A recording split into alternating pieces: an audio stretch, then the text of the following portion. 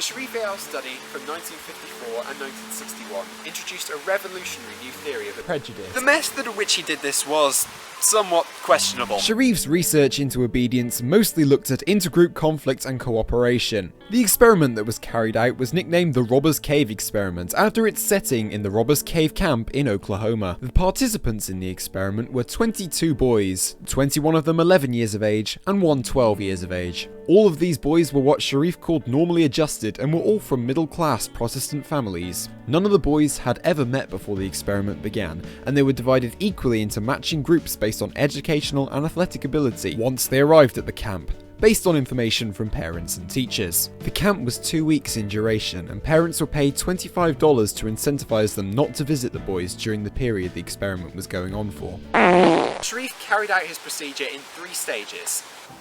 Stage 1. The boys were introduced to their fellow group members but kept separate from the other group. Each group was then involved in activities that would encourage group formation. As a result of this, each group formed their own set of group norms and rules that formed their own group identity. For example, they came up with their own group names, one being called the Rattlers and one called the Eagles. At the very end of this stage, the groups were made aware of each other's existence. Due to the group bonding activities that had taken place, a formation of an us and them attitude between the two groups became apparent. They showed hostility towards one another and demanded competitive activities from the instructors. Stage 2.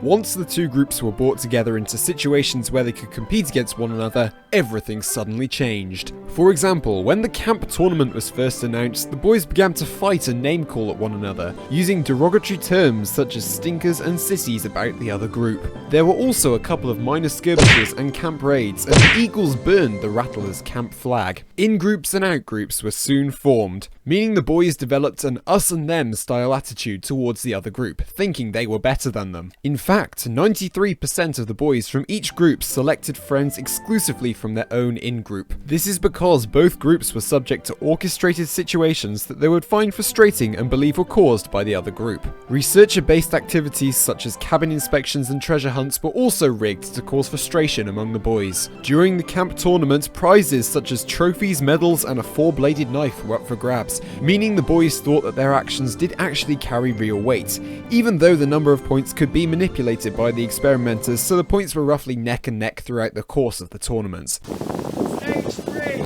After seeing the hostility caused by the second stage, the experimenters introduced subordinate goals to encourage cooperation and reduce hostility between the two groups. These activities were common goals, deliberately designed to ensure cooperation between the two groups. For example, fixing a broken water tank or trying to start the broken down camp bus. The boys were also informed that they could secure a movie if they collectively paid for it. The researchers also attempted to bring the two groups together in the dining hall for meals. However, this did not help reduce hostility, at least in the short term. The boys ended up working out a collective payment strategy for the movie, and in the end got it.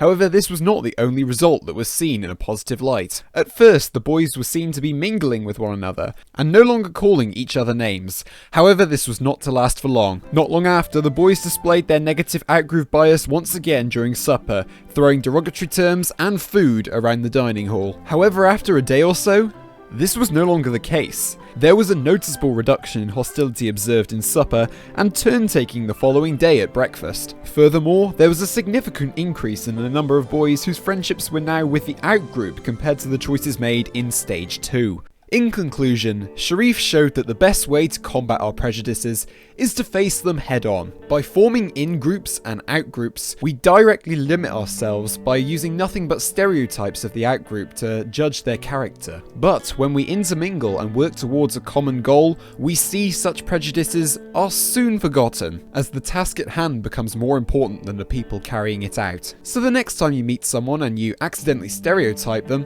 go up and say hello. You never know, a brilliant friendship may just blossom.